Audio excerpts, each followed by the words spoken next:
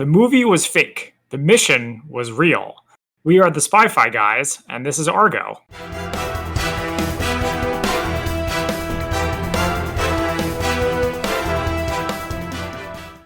Welcome to the Spy-Fi guys, where we cover spy fact, spy fiction, and everything in between. I'm Zach. And I'm Christian. And today we are doing the 2012 Best Picture winner, Argo. Didn't also win Best Director too? I believe so, yes. And of course, that director was Ben Affleck, the star Otherwise known of as the movie Batfleck. as well. Yes. Or former Batfleck. More like Batflex. Do you notice there's a scene in this movie where he takes his shirt off and he has abs? No, I did not notice that. It's like they need to show him off in every movie. I guess it was his choice since he's the director. Mm-hmm. I remember watching this movie at the AFI Silver Spring Theater with nice. a girl I was dating at the time. Mm-hmm. And I remember really enjoying it. Did you? And then yeah. Okay. And then I researched more about it, and I'm not sure I like it as much, but I'll save that for our ratings. Interesting. All right. I don't think I saw this in theaters. I didn't end up seeing it until it came out on DVD. I don't remember why I didn't see it in theaters. I wanted to, I just didn't get a chance. But since then, I've seen it many times, either with friends or I've seen it at a screening for volunteers at the Spy Museum where I saw that. And they've got a great little display on it in the Spy Museum as well. So I guess you like the movie a lot. I enjoy it a lot, but we'll save that for our ratings. All right, so shall we jump right in? Yes, let's. Acting under the cover of a Hollywood producer scouting a location for a science fiction film, a CIA agent launches a dangerous operation to rescue 6 Americans in Tehran during the U.S. hostage crisis in Iran in 1979. That's about correct. It's a little awkwardly written, but I guess it's like a long run-on sentence. Yeah, I guess people on IMDb don't get paid, so what are you gonna do? Okay, so the movie begins with retro logos. I like that. Movies like to do. I like the old Warner Brothers logo, which I haven't seen in a long time. Didn't they do it in the Joker movie? Or did you not see I it? have not. I've still not seen Joker, I refuse. Okay, and then they have the historical background, which reminded me of Sergeant Stubby, because we have the narration and the animation. Mm-hmm. They explain that U.S. and Great Britain engineered the overthrow of Mossadegh in the 1950s and replaced him with the Shah, who was frankly a brutal dictator, but he was the US's friend. And then when the people of Iran overthrew him, Khomeini and his Islamic radicals took over and wanted vengeance against the US. So I freely admit that I don't know as much about Iran as I do some other countries that begin with I. How many countries beginning with I are we going to do on this podcast? Wow. I think all we have left is Indonesia. Have we done something on Iraq? Oh, yeah, that's true. That one as well. The reason why I bring it up is because I'm a little skeptical that the people of Iran actually overthrew the Shah. But I really have nothing to base that suspicion on. From what I know, I think that is what happened, but yeah. Mm-hmm. So I liked that here, when they're doing this, they have the very comic booky looking animation, which in real life, the storyboards, which we'll later see, guess you know who drew them? I knew in real life it was drawn by Jack Kirby. Yes. Now I'm trying to remember. I'm trying to figure out who actually drew the ones who did the animation in the movie, because obviously Jack Kirby is long since passed. But would it be someone that we would know who did the animation for the movie? It's gotta be. All right, I'm not finding anything on it. So the animation ends, and we see a mob. Maybe it's unfair to call them a mob, but I'll call them anyway, of Iranians outside the U.S. Embassy, chanting and banging on the security wall. But the people inside don't seem too concerned. Yeah, I mean, given that they're, and this is based on nothing, but given that they're diplomats in Iran, I assume they'd have to be used to some level of anxiety of protests. Well, I think they say later that they were there for 9 months before the embassy, between the revolution and the embassy being attacked. Okay, I'm not sure if that's what the 9 months was. I think that was just one of the pairs was only there for 9 months. But do you think that because of the events in this movie, U.S. embassy workers and diplomats are now more skittish? Maybe. I mean, certainly the Benghazi attack probably contributed to that. They start coming over the fence, and then they cut the chains that are locking the fence, which I feel like the embassy should have more security than that. Well, they do. They have that Marine in the watchtower. He's just not willing to shoot them. Yeah, so we actually get a scene of as they're trying to gather up all the files to get burned. The Marines are arming up and they're getting a speech about don't shoot anyone unless you have to. Well, I thought he said don't shoot at all because if you shoot someone, then everyone in the embassy is going Yeah, to die. yeah, that's what I meant. I was going to say that if you don't want to be the person who starts a war. Yeah. Well, it's an interesting calculation. Hmm. You know what I mean? Because in the Benghazi attack, which of course is what jumps to mind when you think about a U.S. embassy being attacked by a mob, Hmm. their intentions were to kill everybody inside anyway. Mm. So maybe here, if the Marines had fought back, they would have been able to drive the mob away. But how many people would have been killed by them? And they don't necessarily know the motivations yet. They know that they're angry, but they don't know that they're willing to necessarily kill someone yet. Right. Yeah, so we get a discussion from a bunch of the workers at the embassy who will be known to us later as our 6 guest house visitors, or the house guests. They refer to them as such. Right. And they're arguing, okay, what do we do? Do we wait for the police? Do we wait for the prime minister to send someone? Or do we go now? Yeah, this wasn't so clear, but they're not in the embassy. They're in a visa office, which is Oh, how they're able to escape. really? Okay, I did not know that. Yeah, the movie didn't really make that clear, but there's a part where the camera looks at the embassy and then it like Mhm. turns and Uh, shows another building, and that's supposed to okay, be where they are. all right. Yeah, later on they say that they're the only building that has access to the street, so didn't really get that. So meanwhile, the people in the embassy are arguing about what to do. They're like, the police are going to come, and if the police don't come, the military is going to come, by which I presume they mean the Iranian military. Hmm. Yes. Come on. There's no way that these, I don't know what to call them, protesters, activists, rioters, call them rioters. There's no way these rioters would have been able to do what they could do without the regime. Yeah. Again, we don't know that much about the politics and what happened during that area. Which I personally just know what's being told to me in the movie. Well, I remember when you read about it, a lot of people, a lot of sources describe it as Iranian students, and Hmm. I'm making finger quotation marks around the word students, stormed the American embassy and took hostages. I'm like, really? Is that something students do? Or is there a government organ pushing them on? Yeah, I don't know. But yeah, so we also get another scene where Marines are told tear gas is to be used as a last resort only, and of course, immediately after that, they fire a bunch of tear gas into the crowd. There's And even a part where these two rioters are breaking through a grate mhm, at ground level, and a Marine shoots a tear gas canister like right at them. It's ooh, unclear whether he hits them or not. yeah, they're breaking into the embassy, and upstairs in the embassy, they're destroying all the visa plates. They're trying to shred anything they can, and the incinerator, which they were going to use to actually destroy a bunch of the sensitive material, breaks down. So they have to get the shredder to shred everything, which is actually important that they had to shred it rather than burn it. But this is crazy to me because there were plenty of warning signs. The revolution has already happened, so why do they have all these classified documents in their embassy? Because I don't know, even though there's a revolution, you still have to maintain anything that you need, and presumably when they're talking about classified information, it's not necessarily spy secrets. It could just be things that they don't want the Iranians to get, like like visa plates or stuff like that. Right, that's fine. I just feel like since they had so much warning, they couldn't have at least had a shredder like ready to go or something. And as soon as they saw the people running at them, they could have started doing it.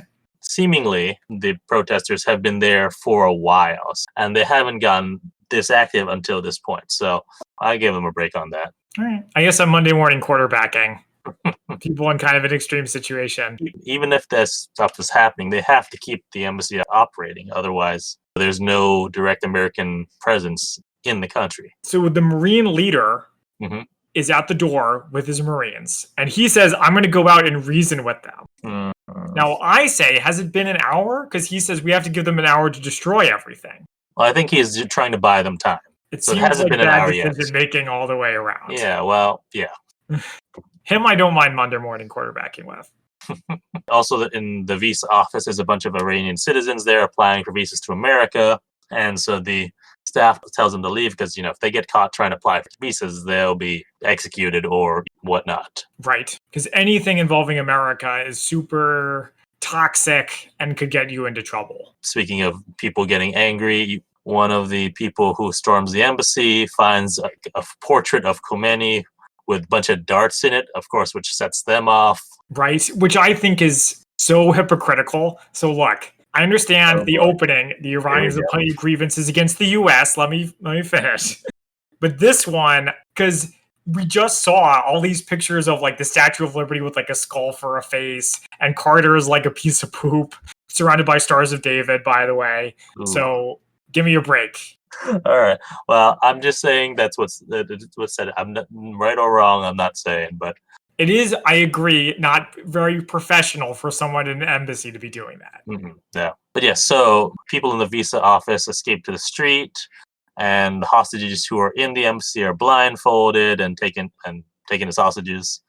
And Right? then we go to the State Department Okay. in Washington D.C., the U.S. State Department to clarify. This is where we get the info data dump. All right, that 6 people from the visa office are Americans have escaped. They're staying in the Canadian ambassador's residence. Apparently, there were 3 CIA agents in the embassy. It was interesting to me in this. They never say CIA. Well, not never, but in the actual government, they always say CI rather than CIA. Do you think they meant CIA? I assume as much You don't because think it meant CI as in counter intel? Why not? because later on in the film when Jack calls the chief of staff, he says, "Hey, it's Jack from CI." So, Mm-hmm. and they keep saying CI.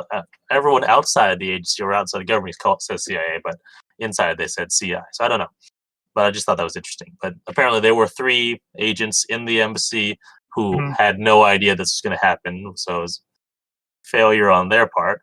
Yeah, the dad from American Dreams, which is the show that nobody remembers, says, call it something other than intelligence, that you guys didn't see this revolution coming. Speaking of intelligence failures, as hmm Parmanu mentioned. But anyway, so the State Department says the 6 are ultimately not the priority because we have to worry hmm about the people in the embassy. So they decide to leave them where they are. Right, for 69 days. hmm And that's where we meet our hero, Tony Mendez, played by Ben Affleck. Yeah, so we get a bunch of a montage of different yellow ribbons, various messages for supporting the hostages or praying for the hostages, Mm-hmm. and then we get a shot of CIA headquarters where Tony Mendez is in a meeting, and we get his backstory that he's an exfiltration expert, but he's being told to stand down, and he is going to just basically work the desk for a while. And then we go to O'Toole's Bar and Grill where they're having a retirement party. Got my attention because they don't say it's a retirement party for CIA, but they almost practically say it.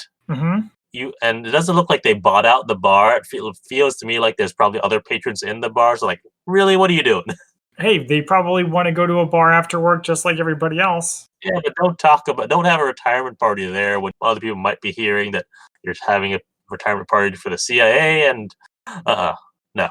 Oh. That's I think we've talked about this before. It's one of my pet peeves about talking about classified intel or classified things just in a regular setting like a restaurant or a bar. And movies always do it. They can't seem to help themselves. Mm-hmm.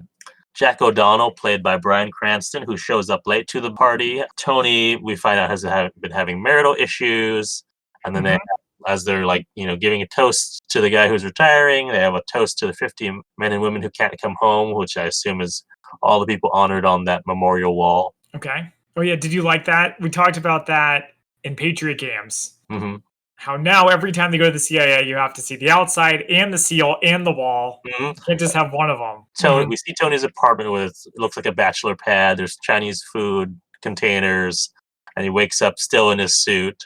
Yep. And he gets a call, so he drives to CIA, and we get the outside, we get the seal, we get the stars, which tells us that it was actually filmed. At least this part was actually filmed at Langley. In the lobby, at least. So Tony gets briefed on guest house visitors. So they basically need a plan to get them out. So someone at the embassy apparently was very unwisely keeping just a photo album or a photo book of everyone who worked there. I called it a Facebook. But you know what this serves for the movie is it's a time lock, which is in screenwriting. I don't know why they can't just call it a time limit, but they call it time lock. So the idea is if they wait too long, which one of their plans involves waiting until winter, then they'll get discovered. And also, Cranston says the Canadians want them out too. So there's actually multiple factors pushing the house guests out of the house. The mug book was shredded, but they're using sweatshop workers to reassemble it. Mm-hmm. And apparently, State Department is running point on this, and CIA is only there to advise. Tony makes the point of, since when does State Department do exfiltrations? They do now. Well, it is there are people involved, right? So it Yeah, makes and sense. I guess that makes sense.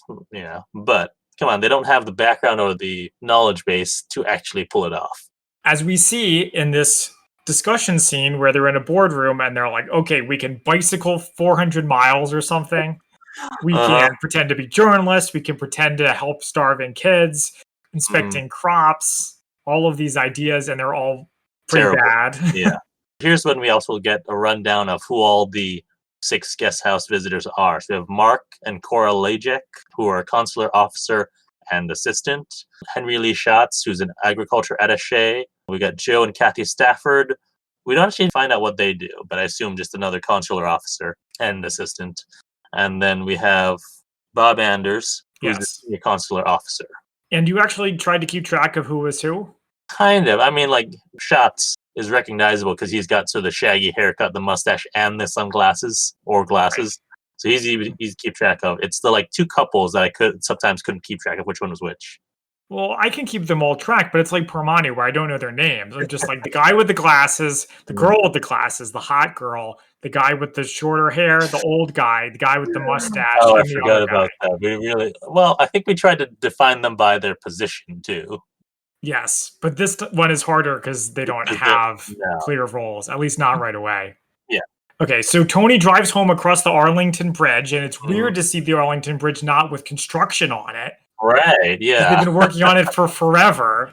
Uh, We get a brief scene where the house guests have to hide in a crawl space like Anne Frank. mhm.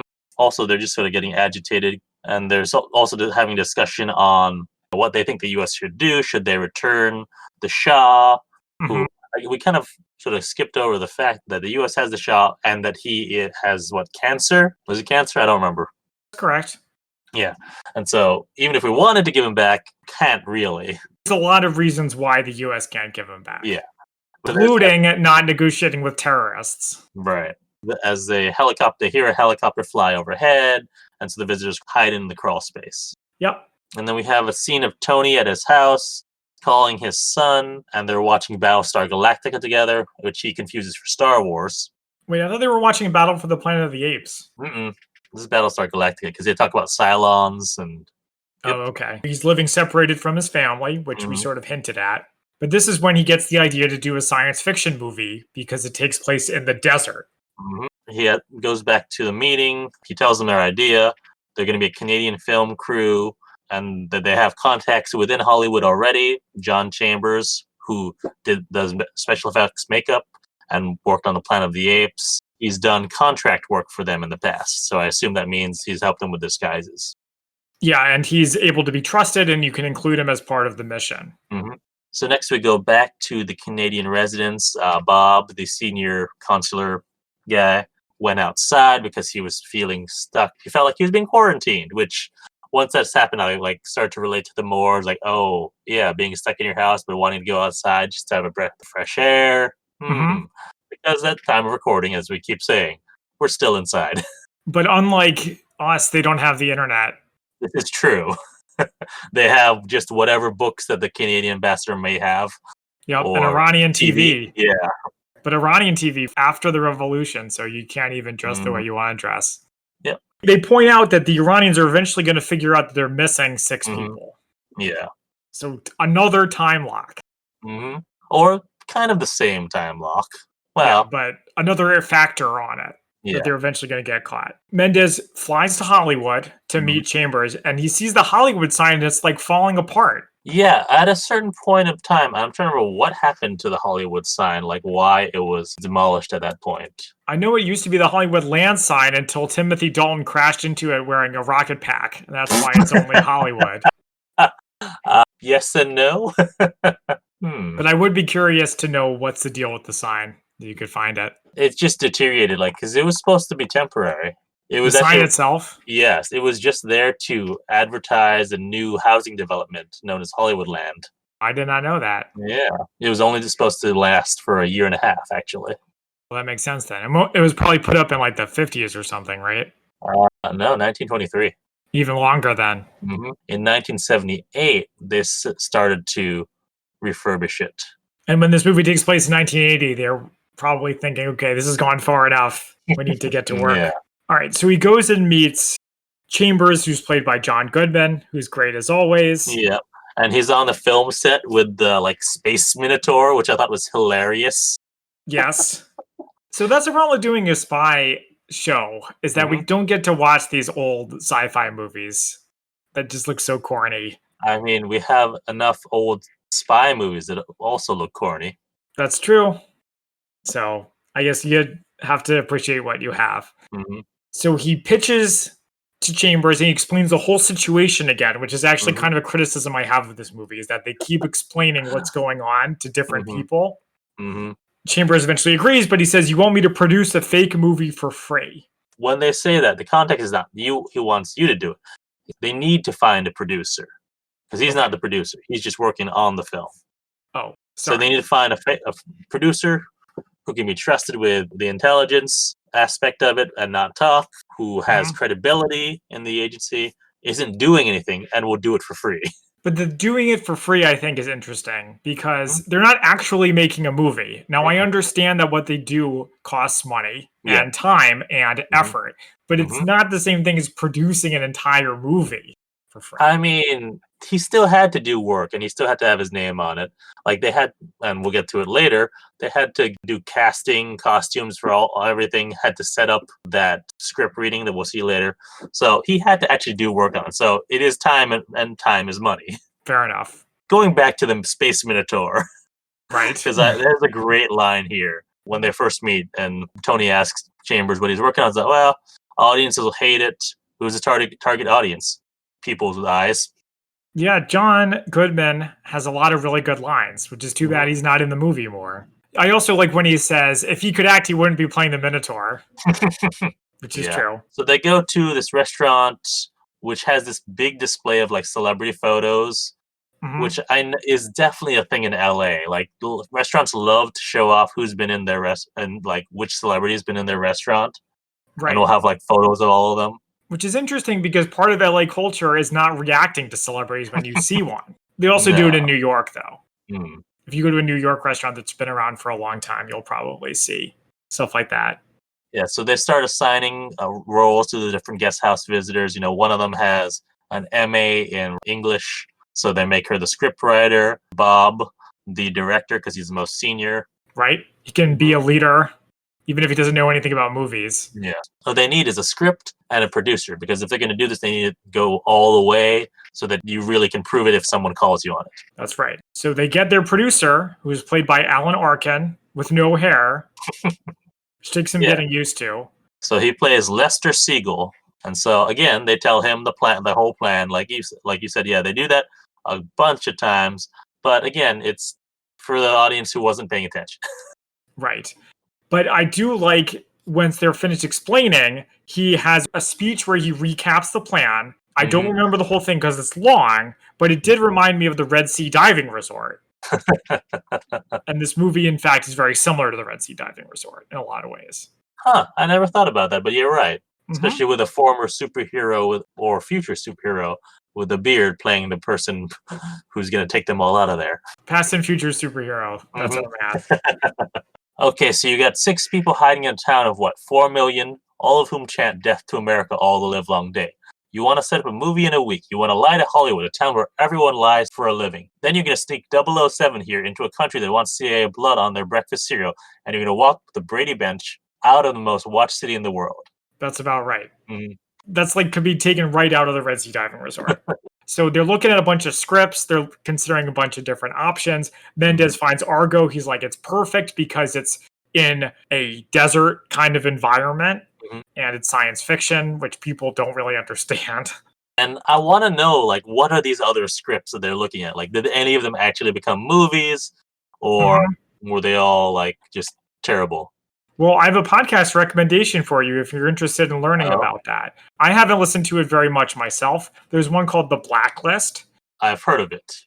It's actors and comedians, people who you would know, reading scripts or parts of scripts that have been floating around Hollywood but have never quite been made into a movie. Usually because they're not good, but sometimes just because they didn't get a chance. Ah, interesting. That is, yeah, I would Mhm. be interested to listen to that. But so there is one problem with the Argo script, however. Yes. It's They in don't own it. turnaround. Wait, it's a turnaround. What does that mean?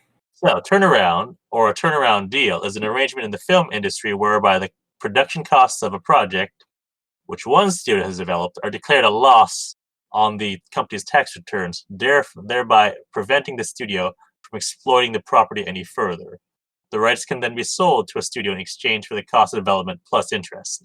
So, someone was already trying to develop it didn't work out, and so they declared a loss, and so another company can now purchase the rights. Right. So in other words, they don't own it. They need to buy it from Mhm. someone else.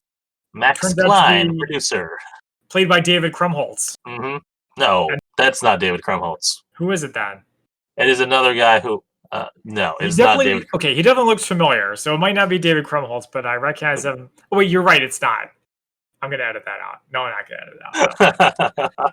But he has been in a lot of stuff Yeah, he is as the like that voice same sort of character. he's the voice of Bing Bong in, what's the Inside movie? Out. Inside Out, yes. You don't Uh, have to look him up. It's just yeah. that guy. Take my word for it. When you see him, He's you'll recognize him. he's also in Scrubs in, like, a bunch of episodes too, but yes, it's that guy, not David Mhm. Krumholtz. Right. Glad we established that. He's asking for, like, what, 40,000 for the script, and Lester gives him a really good story about insider baseball Hollywood stuff, which I was, like, fascinated by. Hmm. The script is supposed to be a part of a slate that's going to anchor MGM's new lineup with Warren Beatty. Lester says, "That's funny because I talked to my good friend Warren Beatty, who says, who's doing Zulu Empire for you, and apparently the Zulus want to unionize. They may be cannibals, but they want health and dental.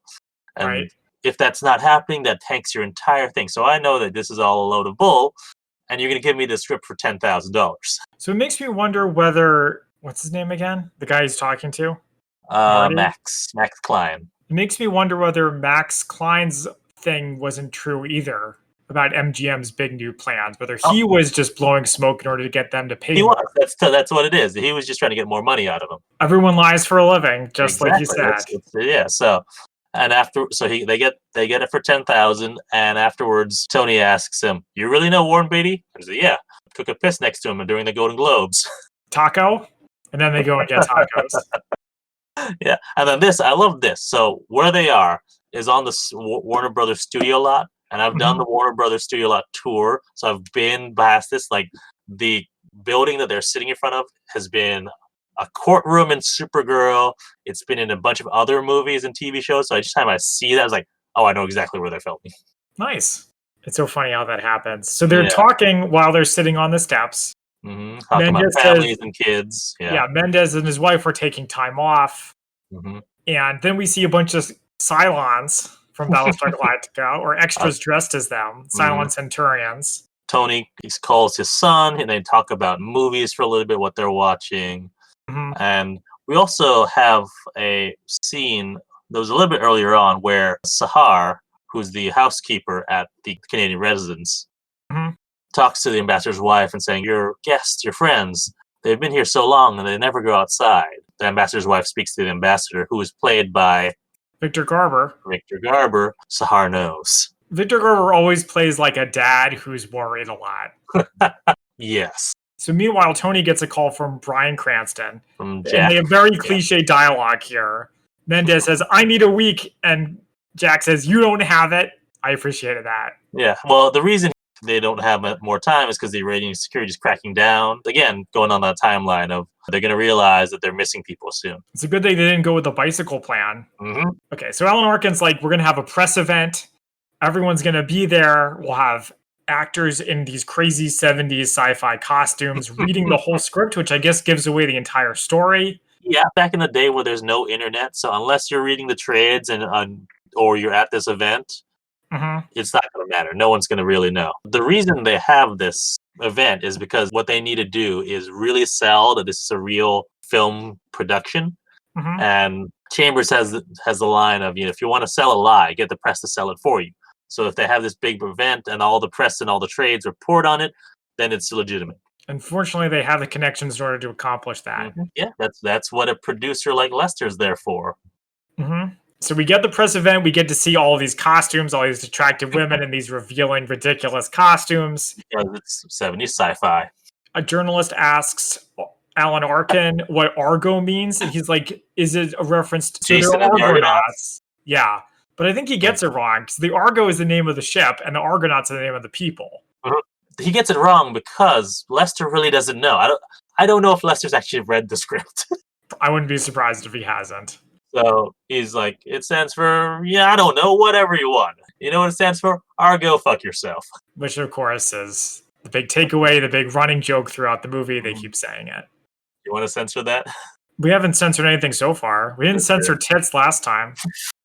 All right. We already have the explicit label, so might as well just keep going. So they do their reading. The dialogue's so corny. There's even this corny C-3PO ripoff robot. Interspersed with the house guests listening to the radio or watching TV and being worried, while the Iranians do a fake execution of some of the hostages. But I don't know if that actually happened. I don't know. And I didn't look it up. Very professional. Yeah. But yes, also, just on a lighter note, I noticed that one of the costumes was definitely a Wookiee dyed blue. Yeah, I think someone even says that this movie is a Star Wars ripoff. Yeah. So I'm not surprised. After the reading, Tony calls his wife, his kids playing with some Star Wars, some classic Kenner Star Wars toys. Yes. Including the Luke Skywalker where the lightsaber comes out of his arm. What? You've not seen that? That's the first wave of Star Wars figures. Like the lightsabers came out, like would extend out of the arm so that they could, appear and disappear. And they had the classic vinyl like robes instead of a cape. Oh, nice. So this is 1980, so Star Wars is really popular, and the Star Wars ripoffs are coming fast and furious. I think Argo, of course, is going to be one of them. But yeah, so he talks to his wife, and his wife invites him to his kid's birthday party, which, well, knowing how movies go, he's not going to be able to make it because he'll be off on a mission. Yes. And then by the end of the movie, he'll be throwing his cell phone into the sea and say, damn it, I'm going to spend more time with my kids. So they go to meet Jack. I keep wanting to call him Bryan Cranston, but I'm trying to step up to your level and actually call them by their characters' names. He is remaining skeptical about the plan, even though it's a little far to go. And there's a quote here where I like where he says, I think it's Tony says, they'd shoot in Stalingrad with Pol Pot directing if it sold tickets. Which reminded me of Ricky Gervais when he said a lot of things to Hollywood during one of these award ceremonies. And he says, if ISIS had a streaming service, you would be calling your agents. But of course, it's always funny to see a Hollywood movie bashing Hollywood because you just know it's so insincere. The main thing that happened out of that conversation is that Tony is told that the plan is off. Right. And so Lester and Chambers and Tony all have a drink. They decide they're going to keep the film production office open for the time being. So Lester is talking about how he's had productions where he had to get past whoever's trying to block him. And Tony asks, how did you do that? And we find out the way you do that is you go over their heads and talk to someone else. So Tony set up a meeting. He went over he says the DOP, which I assume stands for Director of Operations. I would assume that too. Yeah. Went over his head and used Jack's name. So they get a meeting with the Secretary of State. Jack compares the meeting to talking to Statler and Waldorf from the Muppets. Right. They're very skeptical too. We get them saying the whole plan. Yeah, just in case the audience hasn't figured it out yet. Yeah, they're skeptical. They said, what happened to the bicycle idea? And they said, they're all bad ideas, and this is our best bad idea. I guess they agree to the idea. Yeah, the United States government has just sanctioned your science fiction movie. Cranston drives Tony to the airport. To Dulles Airport. Which makes sense because it's international, so yeah. It makes total sense. And it makes sense they would need to be driven there, though. Can you imagine him getting there on the metro? What? Metro at this time? There's anything that goes out that far in the 80s. Right. Just make his life even that much more depressing. Oh, yeah. But yeah, so he also takes off his wedding ring as he's going. His cover identity is not married. Yep. And he gets this speech of, if you're detained, the agency won't claim you. he makes a joke about, I should have brought some books so I could read in prison. And Just like, what? They'd take your books. no, Jack says, no, they'd kill you long before you got to prison. Oh, yeah, that's way better. He does say that. So, meanwhile, back in Tehran, Kathy's husband regrets not leaving earlier. She's like, she wanted me to leave, and I said no because I wanted to look like a big, tough guy. Yeah. Now we're going to die here. Outside, an Iranian guy is killed by IRGC people. Yeah. And so also Tony calls, I guess we never said what the name of it. So the name of their fake production company is Studio 6. Do you think it's called that because they have 6 people they're trying to get out? Probably. I actually never thought about that. It didn't occur to me until I was watching it just now. I didn't think they'd be that, like, clever, you know? So Tony called Studio 6 to tell them that they got the green light to go ahead. And also, well, he missed his son's birthday party. Right. So he tries to call the house, but of course they're not there. They're at the bowling alley. So he sends a postcard to his kid. And he gets on the British Airways flight to Istanbul, where he meets a British contact who I'm not sure who they're supposed to be. If they're just some contact, are they MI6? I don't know. Well, doesn't he say something about our operations of getting our friend out? So I think he's involved in some way. But yeah, so he gives them the details on how things work now. You have to have this customs form that you fill out when you arrive. Carbon paper, they have one copy, you keep one copy. Yes. And so it can verify that you actually came in when you said you came in. And great system. It's a great system. What could go wrong? And he also says that when you land, you should go to the Ministry of Culture and Islamic Guidance. Yep. Register and say that you're doing a film shoot or film scouting, not necessarily shoot, but yeah. So he picks up his visa in Istanbul. That's why he's there, but also so he can't fly directly from the U.S. to Iran. Right. He flies to Iran. They take his alcohol away when they hit airspace because Iran's a dry country. He checks in and he steals. Well, I guess it's not stealing if they're just giving him away, but he takes a bunch of those the white and yellow slips. And as he's going through customs, someone like in the line next to him is arrested, and it adds to the tension of the scene. Well, it's something they keep doing through the movie. Although it's uncomfortable to watch the hostages in the embassy being mistreated, it does help to remind you of the stakes. Yeah. I don't personally feel like I needed to be reminded of the stakes, but there you go. But for someone who has no idea about this whole scenario at all, especially if it's the first time for you watching it, then yeah, it would help. But us having known about the events behind the film, yeah, we don't necessarily need to be reminded. Yep. So Tony goes through town. We get a lot of close-ups of various Iranian people. He sees a KFC.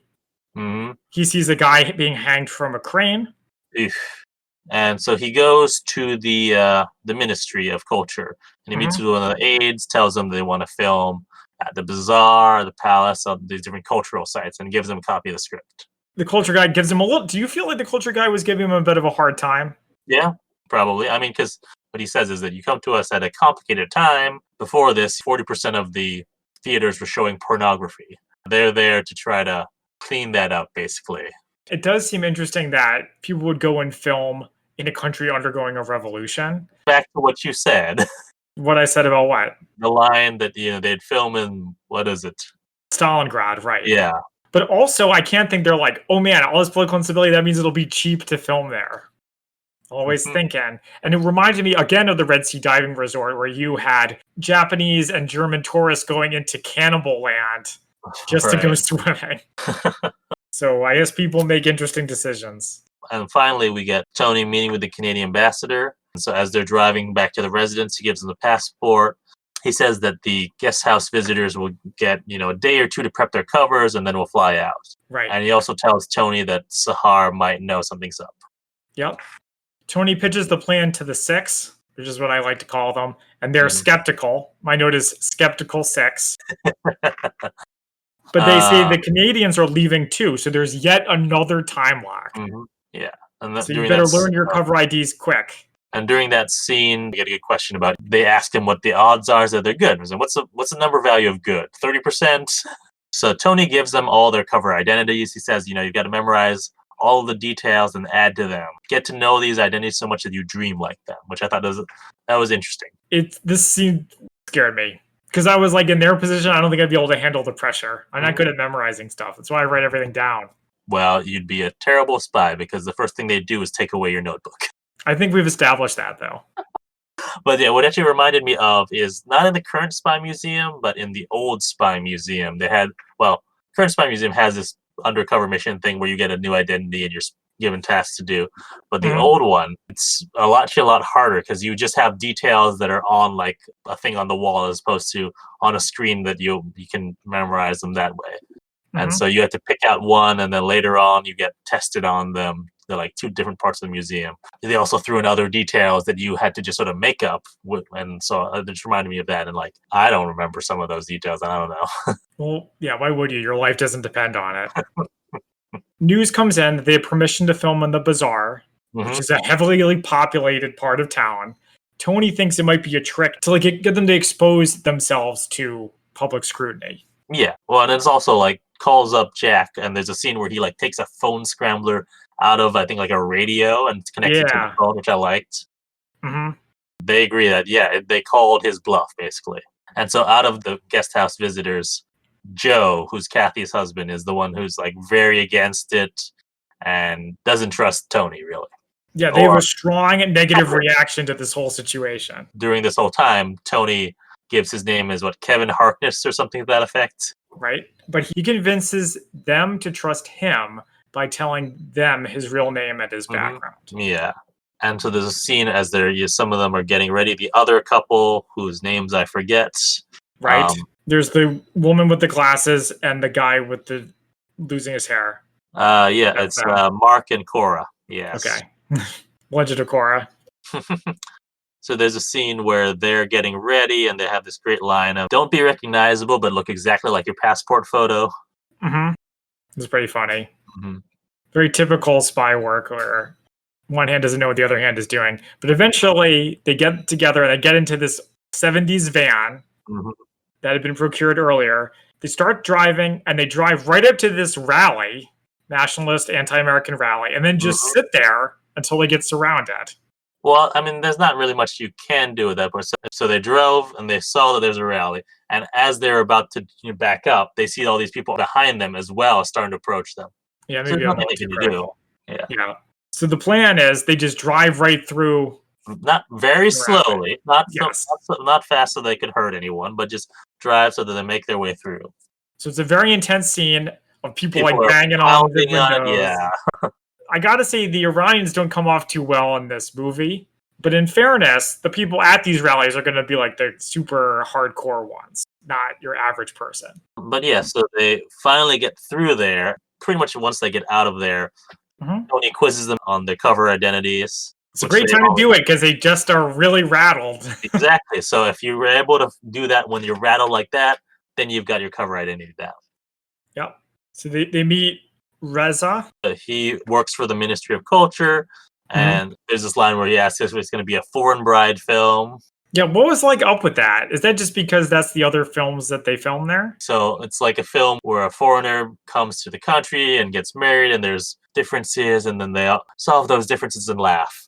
And he Right. looks very disappointed when they said, "No, it's not that kind of film." So maybe it's just his favorite type of film.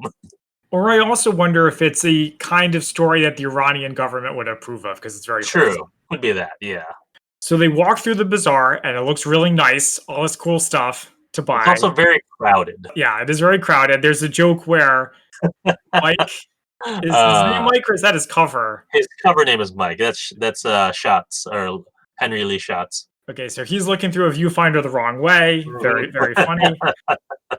But then they get into a confrontation with a shopkeeper. Yeah, because Kathy, who's acting as a production designer, took a photo of his shop without permission, and this Yeah, causes this whole confrontation. but I think he just engineered it. Yeah, 'cause basically he wanted because they look white, so he assumes they're Americans, and he Mhm. gets in this whole thing about how his son was killed by an American gun, and Right. So it's another really good intense confrontation with yeah, a crowd. And the only thing worse than being in a situation where a bunch of people are yelling at you is if they're yelling at you and you can't understand what they're saying, mm. which is what happens here. As the crowd gets more and more riled up, the aide from the Ministry of Culture says, I would suggest that we end our visit. And so they leave. As this is going on, Sahar is confronted by the military at Yeah. the embassy or the residence. Mhm. And they start asking her questions about these guests of the ambassador. How long have they been here? And she lies to them and says they've only been there for 2 days rather than like 70 days at this point. Right. Good move, thanks to her. And Yeah. then back at home, Ted Kennedy is trying to primary All right. Carter, which this reminded me of 13 Days. Because in Because addition to Kennedy's all of this, yeah, well, not only because he's a Kennedy, but because in addition to all this foreign policy stuff, you also have the election. politics at your back door. But yeah, so this is when the White House chief of staff finds out about what they refer to as the Hollywood option, Mhm. and he's pissed. So, but back at the residence, Tony is testing all their covers. Some things I did not know, like the Canadians do not pronounce the second T in Toronto. They just say Toronto. Toronto. Toronto. I can see that. It's like kind of Midwestern speak a little Yeah, bit. makes sense because it's And, corrupt. and of course, this was another scene from Red Sea Diving Resort. They do it there too.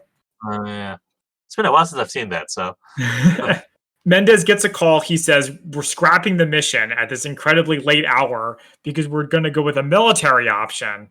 the Joint Chiefs are planning a military rescue, Right. and they only have to wait a few days longer. They said so that until they get them out. If they get them out. Are you familiar with the story, by the way, of the Oh, failed attempt to rescue the Iranian actually, hostages?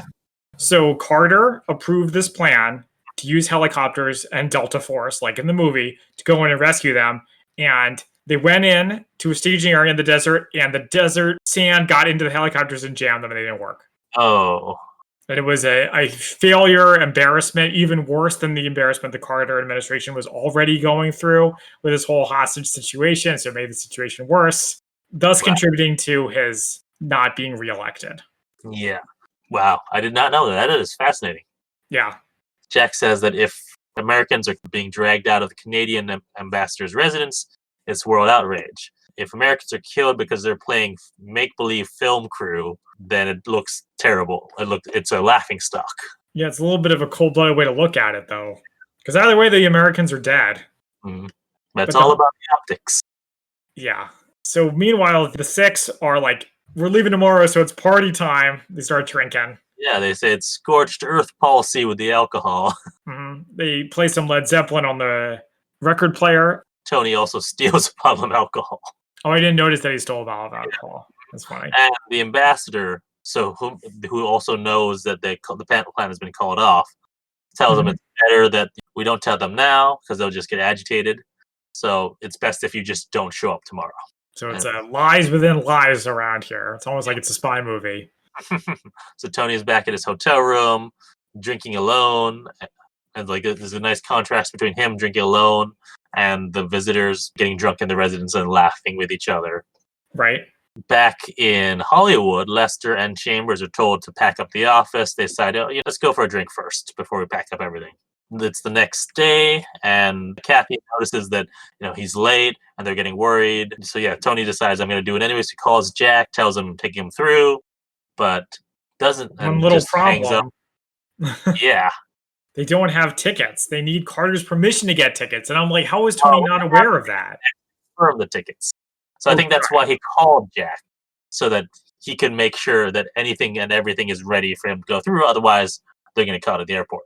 It's a heck of a gamble, though. Well, yeah, and I mean, there's no way that they could tell him to stop because at that point, the Canadians are leaving. They're cutting their communication. So unless they do that, they're going to get cut. So you either do it or we're all going to die. Yeah, there's a part in some comic, I don't remember what it is, but someone's like, it's 1,000,000 to 1 shot, but it's our only option. And someone else is like, I don't want to hear that. So Tony arrives at the residence. We find out that Har is on a bus out of the area, and the ambassador and his wife will be on a train in 30 minutes. And as this is going on, Jack is running around trying to get the tickets confirmed. They can't find the White House chief of staff. So they have this plan. All right, where do his kids go to school? I'm going to pretend to be their kid's school to get me through the lines. Finally gets them through. Bryan Cranston has a bunch of really good lines here, a lot of F-bombs. But we've already done one, so we might as well do more. He says, do your fucking job. He says, we're a fucking spy agency, so find him. That's right. I like that one. They're all really good. As they're on their way to the airport, Tony tells them the plan, how there's different checkpoints. So you have the one checkpoint where they're going to check for the white copy of your slip, your customs form. Right? And this And then, part was crazy. This part was oh, ridiculous. but they're not there yet. He's just telling them all the different steps. It's like that thing that they do in spy movies where they tell them a plan, and then we see how it actually happens. No, I know, but I'm saying his plan is Oh, be like, "Oh, I guess you guys lost the white slips." It's like, I mean, "What?"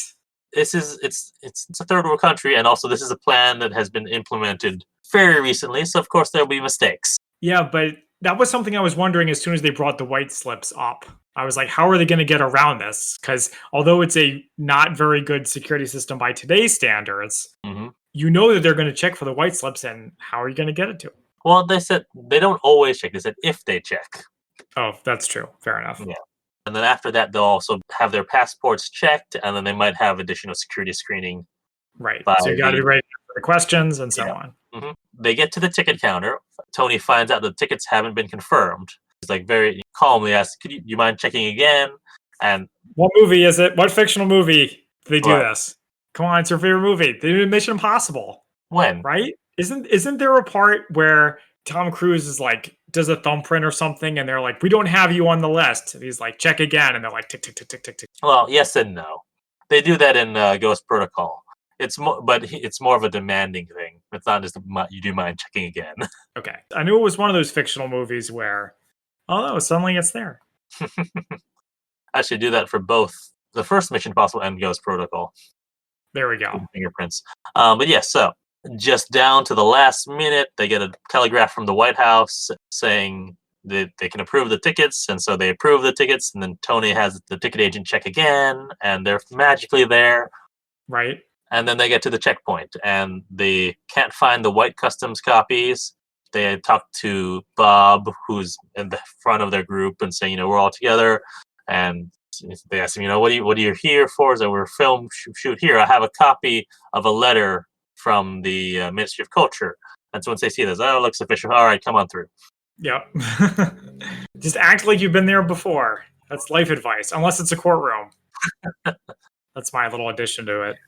And then they go to the passport checks by the military, and each one of them gets pulled aside for additional screening. Right? And they get interrogated by the military, who's speaking to them in Farsi and just talk. And like, seemingly no one speaks Farsi except Joe starts speaking to them in Farsi. Well, I didn't think that was a surprise. He said he spoke Farsi earlier.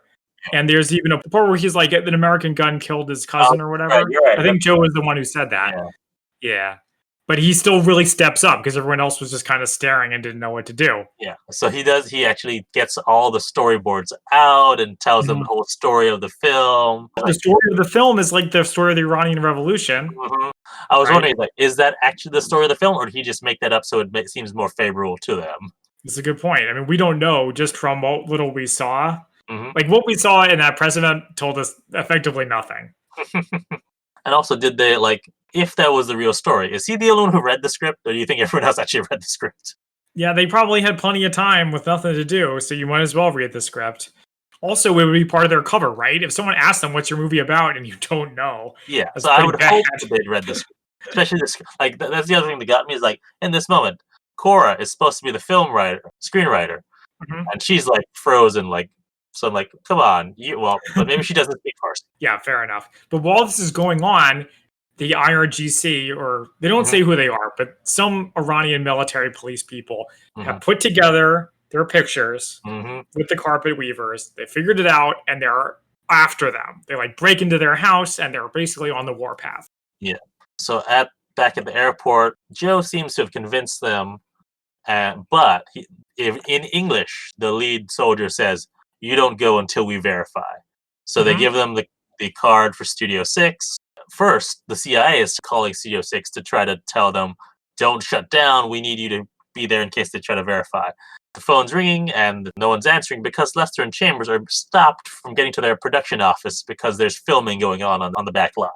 And I love this. I don't know whether it was supposed to be a joke or not. I think it was, where it's just two guys swinging, and they're obviously not, or it's just one guy swinging at another one, Mhm. not hitting him, but just it looks like pretends to punch him like 20 times. He just keeps doing it. Well, I mean, so here's the thing about stunt fighting, because I've done some stunt fighting in the past, Hmm. and because your camera, unless you're doing 3D filming, obviously, the camera is flat. Even if as long as it's positioned the right way, even if you miss them by a country mile, if you have the right reaction, as long as it looks okay in the shot, it'll look fine. But it needs timing and it needs like the right angle. So Yeah. yeah, I just thought it was funny that they're just like punch, punch, punch, punch while they're like sitting there talking to each other. Lester and Chambers are sick of waiting, so they decide, all right, we're just gonna walk through. he even tells the assistant. He even tells the assistant. He says, "Call my agent if you don't like it. We're gonna be No. in your movie." Yeah, he says, "Sorry, dude, I'm gonna be in the movie. Call my agent." Yeah.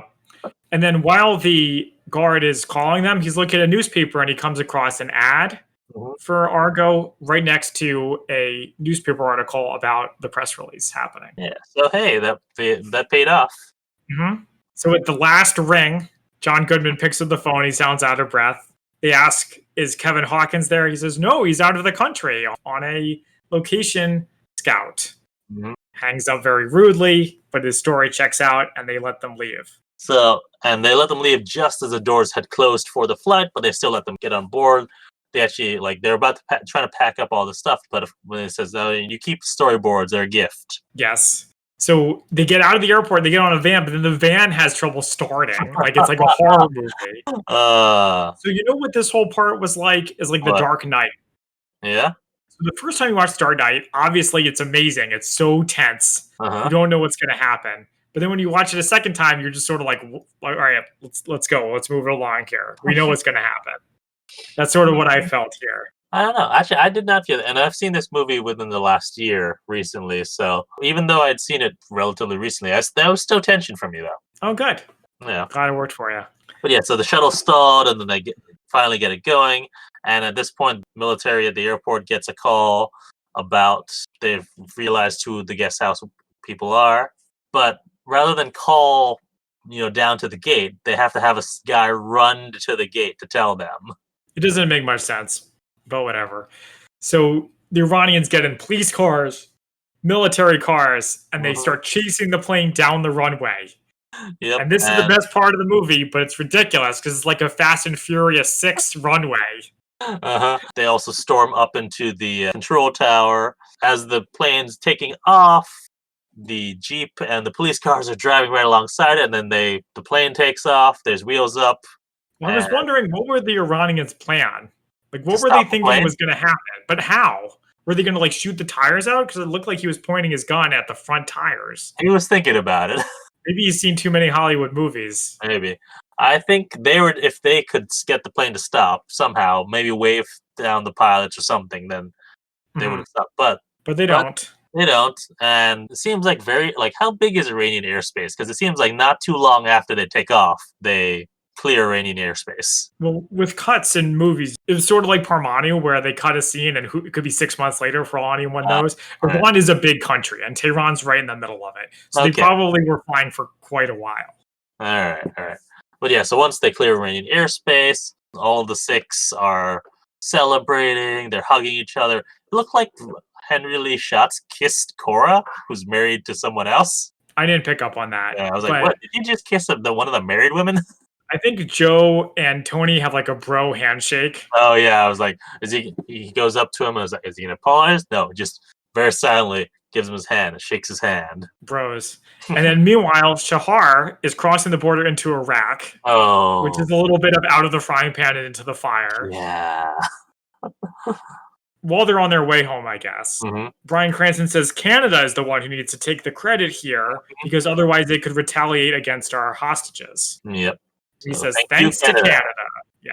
After they get home, the Secretary of State has a ceremony honoring them, and there's a newscast from Iran saying that Canada will pay for violating our sovereignty.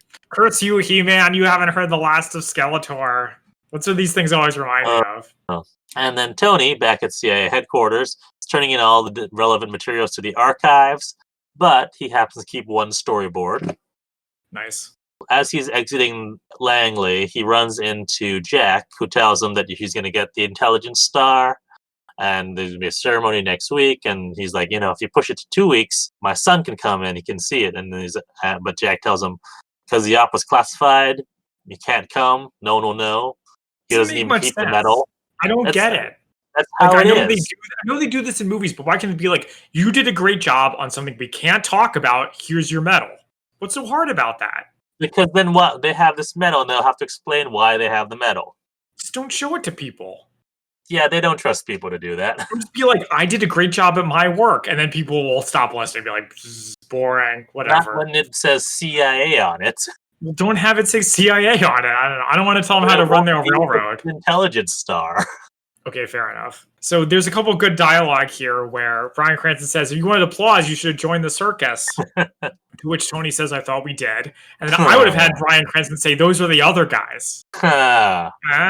Uh-huh. Which I don't. Did we ever talk about that in our Spy Who Came In from the Cold? How MI6 is referred to as the circus in the Le Carre universe. I think we may have mentioned it, yeah. Okay, yeah. But for those of you who don't know, yes, that's what I was referring to. He Uh, says some other good dialogue. Oh, Brian says, Carter says you're a great American, and Mendez says, a great American what? It's like, why are you being difficult, dude? Enjoy your moment. mm, He goes home and he patches things up with Piper from Orange is the New Black. is that who that is? Yeah. Oh. Also, we had Chambers packing up the Studio 6 office. Someone comes by and says, "What happened to your picture?" It's in turnaround. Just as it was. And then we get to see some more Kenner Star Wars toys and Yes. and a Mr. Spock. And they do post-op information about what happens after. Yeah, so the hostages didn't get released until January 1981. They were in captivity for 444 days. And so it's a good thing that Tony went ahead. Otherwise, they would have been stuck there for a long time. And who knows where they would have ended up because the Canadians had to leave. Right. And the story of how the rest of them got out is a story for another time, but it's pretty wild. Oh? Yeah, it's Missiles for Hostages, Ronald Reagan. Familiar with that? Oh, He basically made a deal with the all Iranians right. to like, if I get elected, I'll just give you what you want for the hostages. So it was like back dealing. Oh, that's right. I forgot about that. Yep. So what else we have is that all of the house guests returned to the Foreign Service afterwards. Hmm. And that Tony finally got his star returned to him in 1997 when President Clinton declassified the mission. Don't they say something about John Chambers too? Yes, I don't remember what they said about him. He lived happily But ever after. well, that he and Tony remained friends until Chambers died in like 2000 something. Oh yeah, that's right. And then Tony lives in rural Maryland. Yes, although he has in the past few years passed. Okay, so that is it for Argo. Now it's time for Spy Fact versus Fiction. Do you have any before I go? Well, I know what I know, just offhand knowledge of that. Well, first of all, that's the entire last scene with like the cars chasing the plane. I know that's all fictional. Yeah, that's true. The best parts of the movie kind of are fictional. And I've got one thing, and it's about the whole thing with his wife. That is Right. all fictional from what I've learned. And also, so Tony was married twice. His first wife was not Christine, as in the film, but I believe like Karen. Hold on, I had that up somewhere. I Well, mean, his first wife died, I think. mhm. Right? Hold on.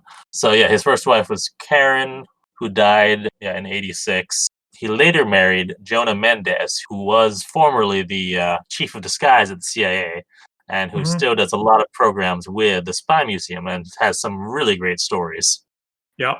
If you just search for her name under podcasts, I'm sure you'll find a lot of Oh interviews yeah. because I know she's done a lot. So here's what I have. So I didn't read the book of Argo. You can find it.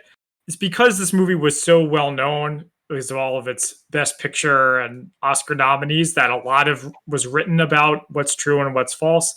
So I used just one of those articles, How Accurate is Argo by David Haglund, writing Mhm. at Slate. And I also read the original Argo article by Tony Mendez that eventually became his book. Oh, okay. The big controversy at the time was how involved the Canadians were. The Mm, movie, most people felt, didn't give the Canadians enough credit, even though they got right. tons of credit at the time. Hmm. So, yes, it's true the Americans were housed by Ken Taylor, but also a Canadian embassy employee named John Sheardown. Okay. It was Taylor who cabled Washington to start the plan. Canadians scouted the airport. They sent people in and out of Iran to establish random patterns. They got the copy of Hmm. the entry and exit visas, and they even bought the airline tickets. Oh. So the whole scene where they need to confirm the airline tickets didn't Uh-huh. happen. Uh, They even coached the six in sounding Canadian. I was wondering about it because there's only one joke about Mhm. Canadian accents or saying A all the time, but everything else is just like, all right, just regular American accents. But it Other must than be the pretty Toronto thing. similar. Generally, yeah, usually it depends on the region. Mhm. When I'm traveling, I definitely pick up on accents. Like I will start to adopt them if I've been Mhm. long enough. Like when I've gone to Canada, I get a bit of that Canadian accent sometimes. That's funny. Yeah. It's even worse if I go to like when I was in space camp, which is in like Alabama, I came back with a southern twang. Yeah, it's easy to pick up because it's so strong there. Okay, so Taylor got all this credit, so I don't know what he's complaining about. I'm just kidding. So, like you said, Mendez got along with his family. His wife drove him to the airport Mm, when he left. Alan Arkin's character didn't exist. oh. Chambers brought in another makeup man named Robert Seidel to Hmm. help them out. January 1980 Hollywood Reporter story is titled Two Makeup Artists Turn to Producing with Sci-Fi Argo. Hmm. Interesting. Similarly, Chambers came up with the idea to use an existing screenplay, and it Mhm. wasn't called Argo, the screenplay they Mhm. used. It was called Lord of Light, after a sci-fi novel, and the joke came first. It's not clear who came up with the joke, the Argo fuck yourself joke. So that was real. The joke was real, That's yes. great. So the article says that Mendez came up with it, but Mendez says that Chambers came up with it. But All regardless, that was where the name Argo came from. right. Mendez said in his article that Hollywood is actually a great place to create and dismantle a major cover story overnight because the mafia and many shady foreign investors were notorious for backing productions. Uh, So maybe it's not as far fetched as it looks. And then after the mission was over, the studio remained in operation for a few weeks to shut down. And during mhm. that time, they received 26 scripts and one from Steven Spielberg. What? Do we know which script from Spielberg? I do not, they did not say which one. Oh, I wonder. Wait, 80, 1980. What could that be? Well, E.T. had happened Yeah. All right. because they mention it, I think. But he Okay. must have been just getting started, I feel. 81 is Indiana Vader. Jones? Indiana Jones? That'd be cool. Nah, maybe. But he didn't write that. Well, he This could have is- brought the script uh, to them and said, okay. I'm interested in making this. True. True. All right. So the six escapees disguised themselves to look more Hollywood and had fun doing it, like with crazy hats and like over the top. Like they mentioned in the movie, they're like Hollywood types are so flamboyant. That doesn't work as a cover. But yeah, one of them borrowed an overcoat from Mendez and then didn't return it. So he got chewed out when he had to return all of his material, Huh. which I thought was pretty funny. So the airport escape, as we said, was not true. Mhm. The Canadians got the tickets ahead of time. Mendez himself said it was, quote, smooth as silk. The only problem was the flight was delayed an hour due to mechanical problems. Ah. So that stressed them out, but it was Mhm. all good. And then finally, the carpet weavers piecing together the papers are real. They Oh, did okay. do that, but they didn't make the connection until like 6 months later. Uh, okay. Before the movie, before any of this came out, did you know about this? No, I before did, the and I'm movie, trying to no remember way. where I Mhm. read about it. I think it was from like a book from the Spy Museum, probably like one of my earliest trips to DC, and I went by the Spy Museum and got a copy. I think it's like one of their like Spy Museum handbooks or something. They talk about this, and so when this came out, I was like, oh wait, I've heard about this, but that's only because I'm me. Right. According to the one of the articles, there was a book and movie called The Canadian Caper. Yes. That's what I mean about giving Canada the credit. But Hmm. that's not quite as that's not a very what's the word I'm looking for? It makes it sound like they're doing an Ocean's 11 kind of thing. Yeah. This is a little more serious. I wouldn't call it a caper. It's a little more serious than that. All right. So shall we get into favorite quotes? Sure. All right. I was a little disappointed that John Goodman and Alan Arkin weren't in more of the movie because they had all the best lines. Mhm. So my favorite quote was from Alan Arkin, and it was in all the trailers. So I apologize if you remember the trailers. But he says, if I'm making a fake movie, it's going to be a fake hit. I like that one. And my quote is from John Chambers. It says, "So you want to come to Hollywood, act like a big shot without actually doing anything? You'll fit right in." Yet another example of a Hollywood movie bashing Hollywood, but in a fun way. Yeah. And certainly, as Mendez was implying with these foreign investors, that there's a lot of people who come to Hollywood and act like big shots and throw Mhm. money around, thinking they're going to be stars. Yeah. All right, so that is it for our quotes, and now it is time for our ratings. As always, we rate our movies on a scale of 1 to 10 martinis, 1 being a terrible movie and 10 being the greatest movie ever. And how would you rate Argo? All right, you want to go first, or should I go? I can go first. Okay. So this movie is difficult to rate All right. because, like The Dark Knight, the first time you watch it, it's like amazing. The tension's really good, the plot moves along, and so on. But this is really a case of ignorance is bliss. Because the more I learned about it, and I learned that almost all the good stuff in it isn't true, going back and watching it again, it's just so much less enjoyable. So it's really hard to say. So I would say if this is your first time watching it and you know nothing about it, it's like a 9 out of 10 movie. Because it's just that engaging. I can see why it won Best Picture.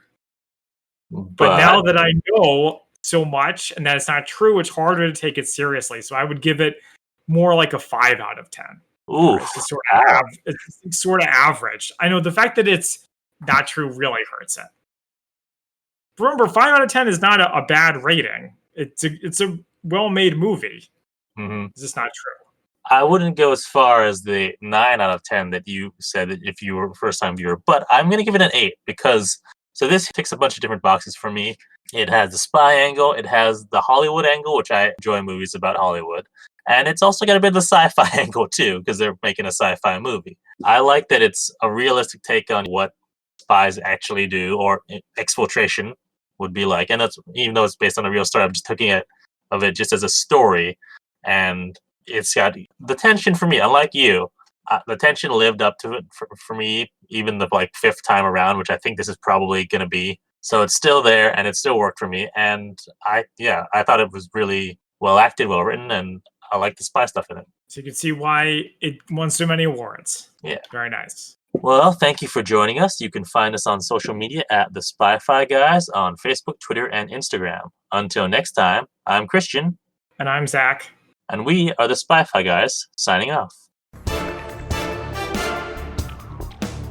Thank you for listening to the Spy-Fi Guys. If you enjoyed our podcast, please be sure to give us a 5-star rating on iTunes. The theme song from this podcast is Mistake the Getaway by Kevin MacLeod from Incompetech.com. Licensed under Creative Commons by Attribution 3.0. Films, books, and television shows reviewed by our podcast are the intellectual property of their respective copyright holders, and no infringement is intended.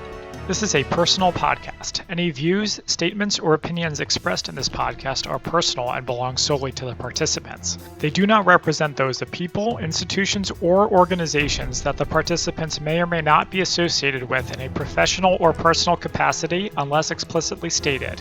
Any views or opinions are not intended to malign any religion, ethnic group, club, organization, company, or individual. You can find our podcast on social media at The Spy-Fi Guys on Facebook, Twitter, and Instagram.